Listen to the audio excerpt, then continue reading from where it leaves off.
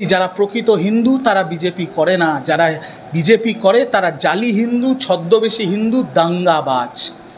আর বাংলার হিন্দুরা বিজেপি যেভাবে নারায়ণের অপমান করেছে, মমতা ব্যানার্জির বিরোধিতা করতে গিয়ে যেভাবে নারায়ণকে, জগন্নাথ দেবের অপমান করেছে, জগন্নাথ দেবকে নিয়ে খিল্লি নিয়েছে, জগন্নাথ ধামকে অ্যামিউজমেন্ট পার্ক সার্কাস বলেছে, মহাপ্রসাদকে হালাল প্রসাদ বলেছে, বিশ্বাস করুন হিন্দুরাও বিজেপিকে ভোট দেবে না।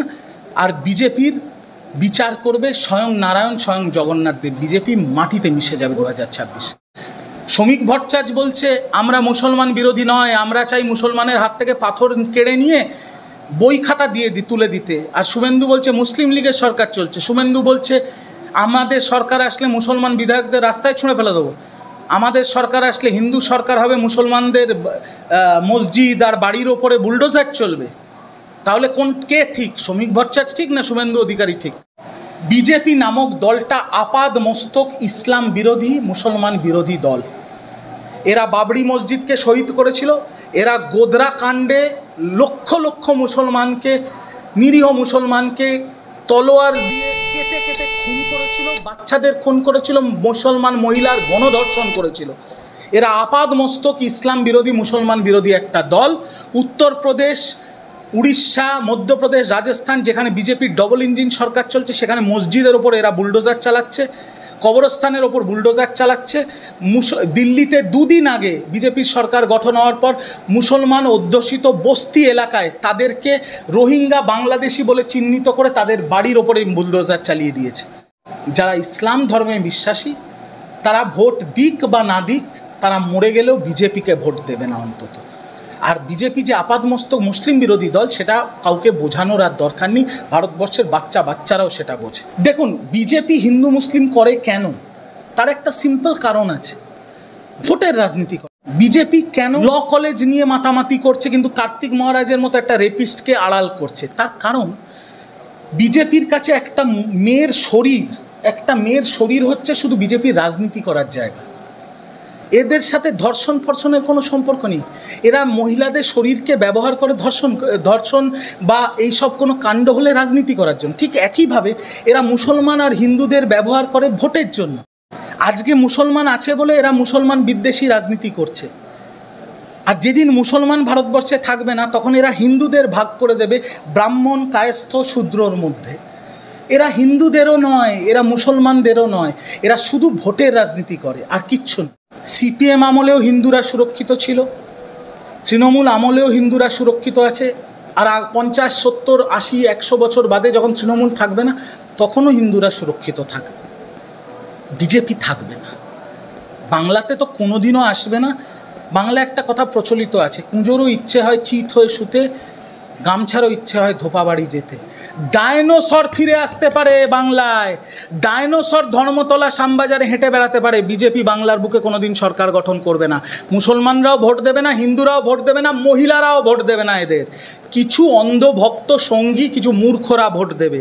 দেখুন হিন্দুরা বাংলায় সুরক্ষিত ছিল, আছে, থাকবে। বিজেপির সরকার কেন্দ্রতেও টলমল করছে। একটা জিনিস বুঝুন, মুঘলরা এসছিল, 500-600 বছর রাজনীতি করেছে, দেশ শাসন করেছে, হিন্দু শেষ করতে পারেনি। ব্রিটিশ রাজ এসছিল, 200-300 বছর ভারত শাসন করেছে, হিন্দুদের শেষ করতে পারেনি। বিজেপি কি হিন্দুদের রক্ষা করবে? বিজেপি থাকবে না। হিন্দু ধর্ম আগামী 1000 বছর না 10,000 বছর, 1 লক্ষ বছর চিরস্থায়ী হয়ে থাকবে এই সনাতন ধর্ম, হিন্দু ধর্ম। হিন্দু ধর্মের ঠেকেদার কে বানিয়েছে বিজেপিকে? এত আস্পর্ধা আসে কোত্থেকে? আমাদের ভগবান দিয়েছে, ওদের টেন্ডার দিয়েছে? হিন্দু ধর্মের লোকেদের বোকা বানানো, হিন্দু ধর্মে বিশ্বাসী মানুষের চোখ এখন খুলে গেছে। এরা নারায়ণকে নিয়ে খিল্লি করেছে, নারায়ণের প্রসাদকে হালাল প্রসাদ বলে নারায়ণের অপমান করেছে। এদের রাজনৈতিক বংশ বিলুপ্ত হয়ে যাবে। দেখতে থাকুন আপনারা কি অবস্থা হয় বিজেপি। আজকে ভারতবর্ষের প্রধানমন্ত্রী হিন্দু, স্বরাষ্ট্রমন্ত্রী হিন্দু, রাষ্ট্রপতি Hindu, army chief Hindu, supreme কোর্টের প্রধান বিচারপতি হিন্দু। তারপরেও বিজেপি দৈনন্দিন সর্বজনীন মঞ্চ থেকে বলছে হিন্দুরা সংখ্যাগরিষ্ঠ হওয়ার পরেও হিন্দু নাকি খাতরে মে হ্যাঁ, হিন্দুদের অবস্থা খুব খারাপ, মুসলমান সব দখল করে নিচ্ছে। তাহলে তো শুভেন্দুর আগে সার্বজনীন মঞ্চে উঠে কান ধরে ক্ষমা চেয়ে বলা উচিত যে আমার স্বঘোষিত বাবা নরেন্দ্র মোদী একটা অপদার্থ, আমার স্বঘোষিত কাকা অমিত শাহ একটা অপদার্থ, আর আমাদের যত রাজ্য নেতারা আছে সব কটা অপদার্থ। যদি প্রধানমন্ত্রী স্বরাষ্ট্রমন্ত্রী হিন্দু হওয়ার পরে 70% সংখ্যাগরিষ্ঠ হিন্দু যদি খাতরে মে থাকে আর মুসলমান যদি সব কবজা করে নেয়, তাহলে বিজেপির কি নৈতিক অধিকার আছে সরকার চালানো বা হিন্দু ধরে হয়ে কথা বলার?